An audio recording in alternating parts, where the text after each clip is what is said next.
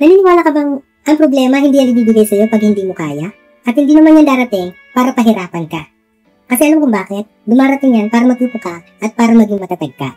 Alam mo kung bakit ko nasabi? Yung problema dumadaan lang yan eh. Yung mga pagsubok, dyan tayo pinapatibay. Kasi yan, nangyari sa akin talaga yan na muntik na akong bumigay na parang gusto ko na lang mamatay. Dahil walang-wala talaga, hirap na hirap ako sa buhay. That time na kahit pamilya ko, walang tumutulong sa akin. Naranasan mo ba yung kahit piso, wala ka? Kahit pambili ng pagkain, wala ka? Na kahit halagang 10 pesos sa pambili ng pagkain, wala ka? Alam mo yung pakiramdam ko nung time na yun, grabe. Tinalo pa ako ng pulubi. Mabuti pa kayo mga pulubi, may pinakain eh. Samantalang ako, as in wala talaga. Nilapitan ko yung mga kamag-anak ko, yung mga kaibigan ko, yung mga kapatid ko. Although alam ko yung mga kapatid ko, hirap din naman sa buhay nung time na yun. Pero yung mga kaibigan ko, yung mga kamag-anak ko, na alam ko namang meron, hindi talaga sila nagbukas ng palad sa akin.